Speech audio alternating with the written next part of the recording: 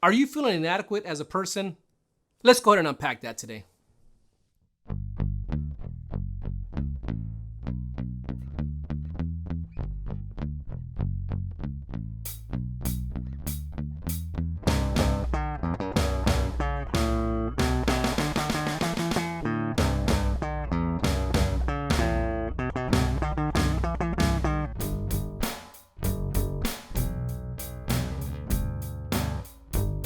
What's up, everyone? It's Johnny here with Tell a Friend, and I think I got another message that's gonna bless you today on feeling and accepting your imperfections, right? So, one of the hardest things for me personally, as a dad, as a father, is I used to live with this. I wasn't an adequate father. It's a true, man. Even though there's so many like people around me, even some kids that said, "Man, you're such a good dad," and I, alone, I felt like I was an inadequate father, right? So, at growing up, I basically didn't have any role models. I shouldn't say any. I had very few role models or father figures in my life. Basically to kind of model what life should look like. Any real men in my life. So I didn't learn a whole lot from growing up as a man or as a father. So I got married young and had kids young and started attending church regularly, working a whole lot. I mean, a lot of hours.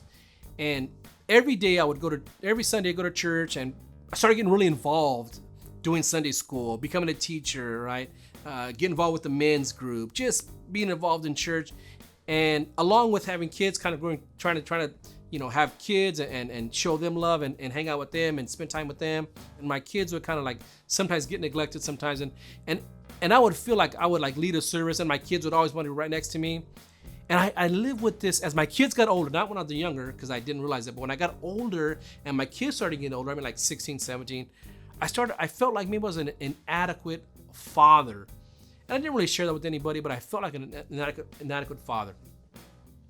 So I had this conversation. How did I started dealing with my imperfections? I had this imperfection syndrome. And how did I start dealing with this? And I hope this helps you. So I had this conversation with my son. I know it's gonna sound crazy, but I had this conversation with my son, and basically he said, kind of quote, maybe not verbatim, but he said, quote, "Dad," he says, "if you pass away, you have given me enough tools in my life that I won't miss you very much."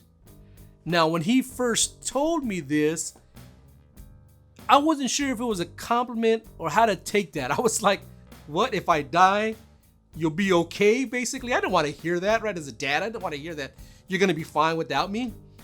But later on, thinking about this, I felt like that was probably one of the best compliments my eldest son could have paid me, right? Just thinking about this.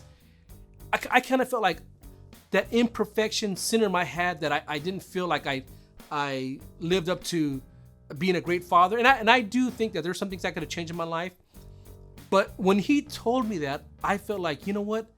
I cannot ever live in the past and feel like I was inadequate, maybe not a good father. And I can only live for today.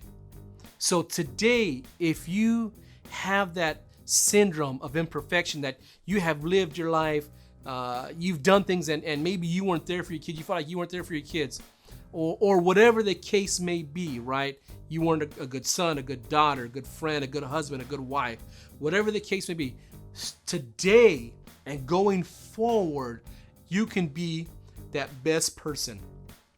You can live a new life, a new change, a new routine, and forget about the past and forget those imperfections that you may have and you may have carry and you may still be carrying. But today, forget about things in the past, move forward. Today's a new day. Those things in the past, forget about them and just go forward. So I love you guys. I hope this blesses you all. Hope it blesses someone, right, who's maybe dealing with this imperfection syndrome, okay? So I love you guys. Be blessed. Don't forget to tell a friend. And if you got no friends, I'll be that friend for you. I love y'all. Take care.